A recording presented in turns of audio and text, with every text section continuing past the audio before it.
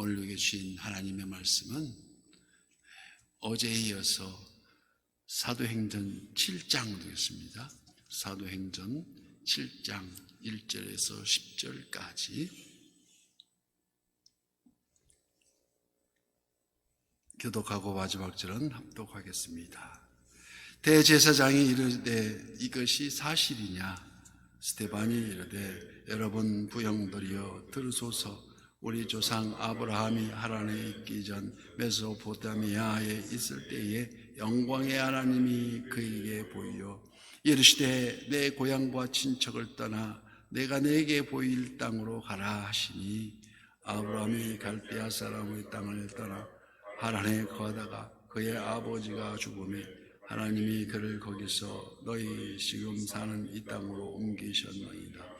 그러나 여기서 발붙일 만한 땅도 유업으로 주지 아니하시고 다만 이 땅을 아직 자식도 없는 그와 그의 후손에게 소유로 주신다고 약속하셨으며 하나님이 또 이같이 말씀하시되 그 후손이 다른 땅에서 나그네가 되리니 그 땅 사람들이 종으로 삼아 400년 동안 괴롭게 하리라 하시고 또 이르시되 종 삼는 나라를 내가 심판하리니 그 후에 그들이 나와서 이곳에서 나를 섬기리라 하시고 할례의 언약을 아브라함에게 주셨더니 그가 이삭을 낳아 8해 만에 할례를 행하고 이삭이 야곱이 우리 12조상을 낳으니라.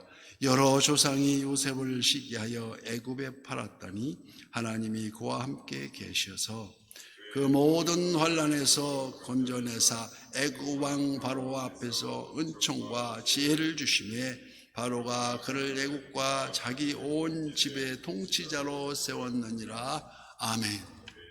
오늘도 실시간 유튜브를 통해서 새벽을 깨운 우리 성도님들 모두에게 여호와 샬롬 하나님의 지키시는 평강과 풍성한 은혜를 축복합니다. 7 집사 중에 하나인 스데반은 세상 사람들이 상상할 수 없는 담대함과 거룩한 믿음으로 고난의 위기 앞에서도 성령으로 충만하여서 그의 얼굴이 천사의 얼굴 같더라고 기록되어 있습니다.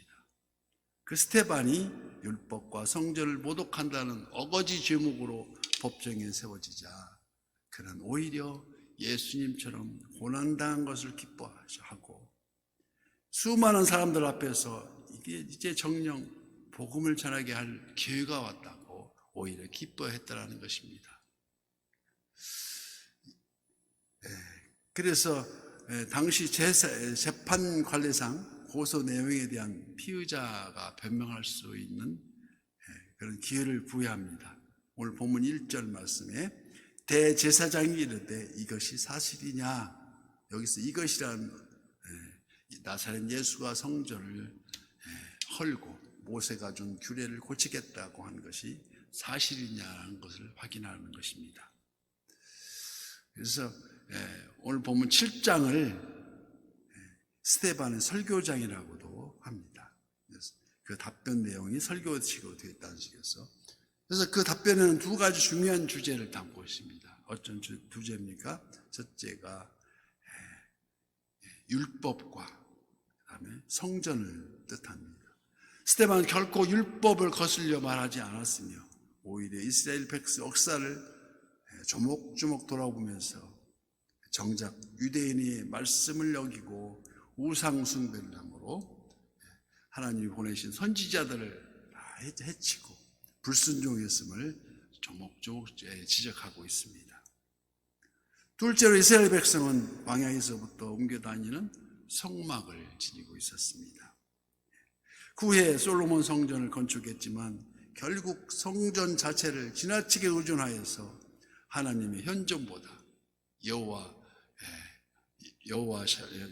하나님을 그 하나님 현존보다 눈에는 보이지 않지만 살아계신 여호와를 그저 형식적으로 성전에만 거하는 것으로 잘못 인식을 함으로 오해를 낳고 있다는 것을 지적하고 있습니다. 이처럼 8절 말씀과 같이 할례의 언약을 아브라함에게 주셨더니 그가 이삭을 낳아 8해 만에 할례를 행하고 이삭이 야곱을 야곱이 우리 12조상을 낳으니라. 여기 할례 언약은 아브라함을 택하신 하나님께서 그를 거룩하게 하시고 영원히 천국 백성을 삼으사 약속의 증표, 그 지금 스데반이 이 언약을 특별히 언급한 것은 이 율법과 믿음과의 상관관계를 지금 설명하고 있습니다. 즉 율법 이전의 언약으로 하나님과 백성 관계가 이루어졌고, 아브라함은 율법이 아닌 믿음으로 하나님의 약속을 지켰다는 것입니다. 그래서 또한 할례는 율법으로 주어진 행함이 아니라 하나님을 신뢰하는 바로 그 믿음의 증표임을 깨달아 알라는 것을 강조하고 있습니다.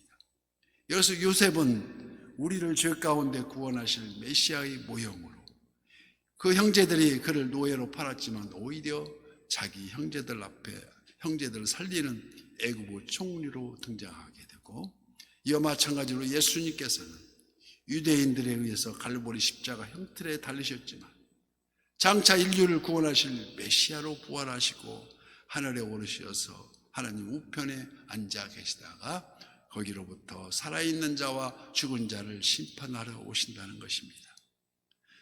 여기 스데반의 12족장들을 언급하여서 강조하고자 하는 것은 수없이 반복하며 택한 백성 애굽에 있던 요셉과 그의 형제들을 하나님께 끝까지 보호해 주신 사실을 강조하면서, 요셉이 애굽의 극한 어려움 가운데서도 살아날 수 있었던 것은 오직 하나님의 은총 때문이요, 은혜 때문이요, 그에게 애굽 왕 바로의 꿈을 해몽할 수 있는 지혜를 주신 분도 하나님이셨다는 것을 강조합니다.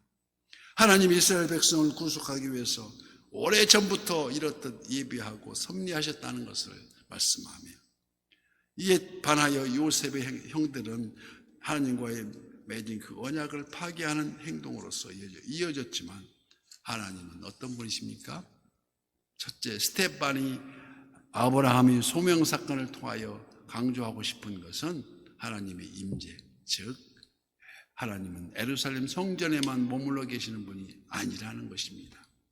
그래서 이는 오랜 구습에 젖어서 성전 자체를 우상화했던 그들의 신화를 단호하게 깨뜨리는 선언이라고도 할 수 있습니다. 물론 하나님은 성전에 거하시지만 하나님은 무소부재 전지전능하신 분을 깨달아 알라는 교훈을 남기고 있습니다. 둘째, 스데반은 아브라함의 실제 사례를 들어서 언약과 할례의 관계, 그 관계를 분명히 하고 있는데, 대를 이을 후손이나 땅조차 없는 아브라함에게 축복하시고, 그리고 언약의 확증을 위해서 출애굽 역사를 예고하심으로 할례를 언약의 증표로 삼으시다. 할례는 선민의 조건이 아니라 그 증표일 뿐, 제일 중요한 것은 믿음이라는 사실입니다. 믿음 없이는 아무것도 할 수 없다는 것입니다. 그 믿음이 없다면 유대인들이 그토록 사모했던 할례도 율법도 성전도 다 의미 없는 무의미한 상태가 될 것이라는 것입니다. 그래서 성전도 다 무의미하게 되지 않게, 이날 우리는 입으로만 주여 주여 한다고 해서 다 천국 백성이라 할 수 없다는 말씀과 똑같은 얘기입니다. 그래서 요셉은 형들의 시샘으로 애굽으로 팔려갔고, 예수님은 종교 지도자들의 시기로 갈보리 십자가에 달리셨습니다. 그럼에도 요셉은 형제들과 애굽을 기근해서 구했고, 예수님은 십자가의 부활을 통해서 열방을 죄악의 사슬에서 구원하셨다는 것을 강조합니다. 이는 시기와 질투에 눈먼 인간의 교활함 속에서도 하나님의 구속의 역사는 지금도 끊임없이 계속되고 있다는 것을 강조합니다.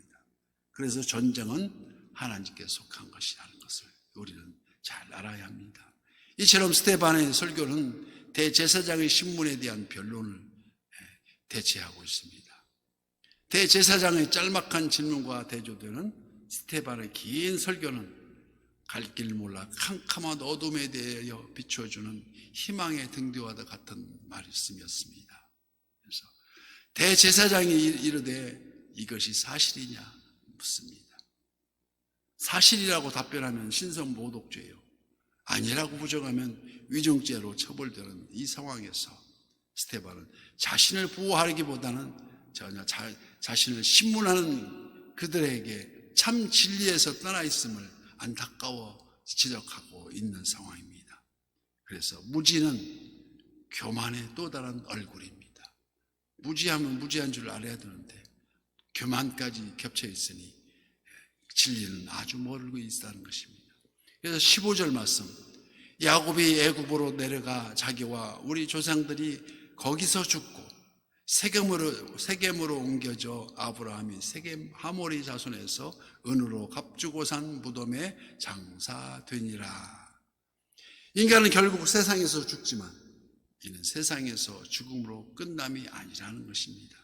그래서 히브리서 9장 27절 말씀, 한 번 죽는 것은 사람에게 정해진 것이요 그 후에는 심판이 있으니 우리는 엄숙히 우리 재림을 기리면서 내가 너를 지명하여 불렀나니 너는 내 것이라 말씀하신 그 대목을 잊지 말아야 된다는 것입니다.